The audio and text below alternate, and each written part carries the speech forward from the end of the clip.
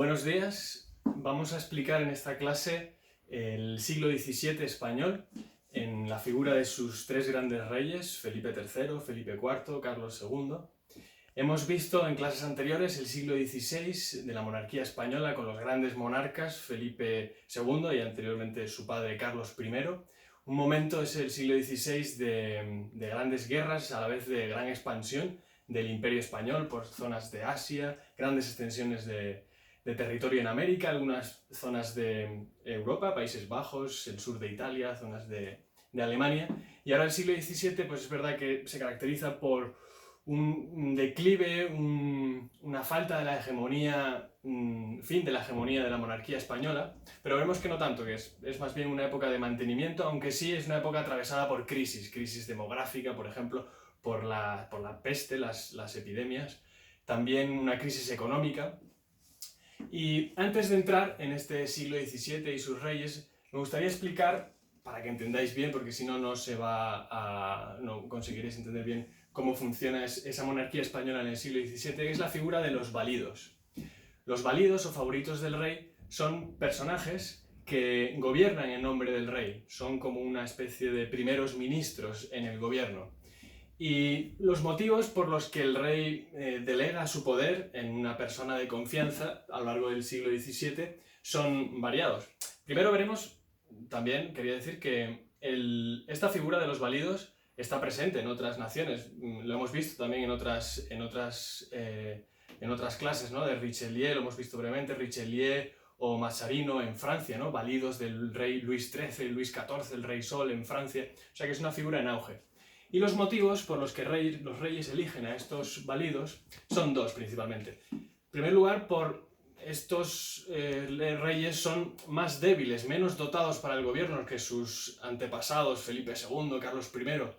I. Son muchos de ellos enfermizos como Carlos II, poco seguros en sí mismos como Felipe III, y entonces delegan en estos hombres, grandes hombres de Estado, inteligentísimos, astutos, pero con grandes ambiciones, el poder, ¿no? Y el otro motivo es que los válidos funcionan como instrumentos de gobierno, como instrumentos para el absolutismo, esa nueva corriente, ese nuevo programa político que se va instaurando en las grandes potencias de Europa del siglo XVII y XVIII.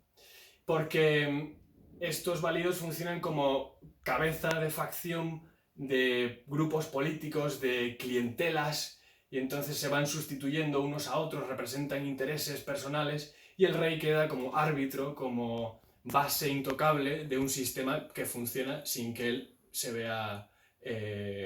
pues perjudicado. Y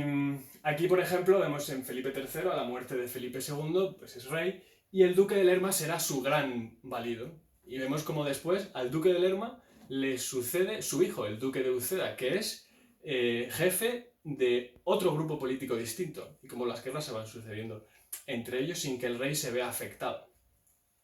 Después tenemos a Felipe IV,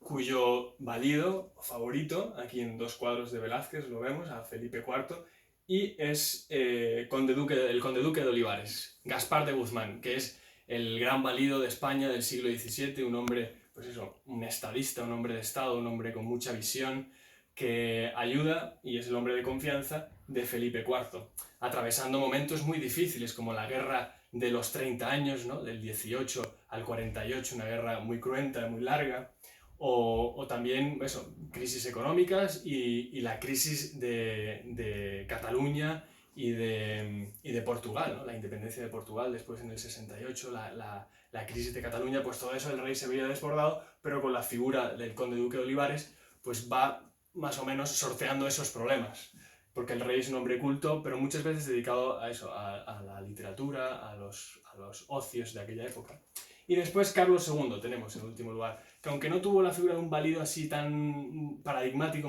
como los otros, pero sí tuvo pues a su reina, la reina madre, perdón, a su madre, y después el confesor de esta, que funcionaron como validos, y después su propio hermanastro, Juan de Austria, también llamado Juan José de Austria, que funcionó también como valido y como primer ministro en esos gobiernos de Carlos II, a cuya muerte pues después aconteció la guerra de sucesión española y la Casa de Borbón en España. Así que hemos visto estas figuras de los válidos en los representantes de la monarquía española en el siglo XVII, de los cuales haremos un trabajo y seguiremos ahondando a lo largo de las siguientes clases, donde veremos ya pues algunos aspectos concretos del siglo XVII en España.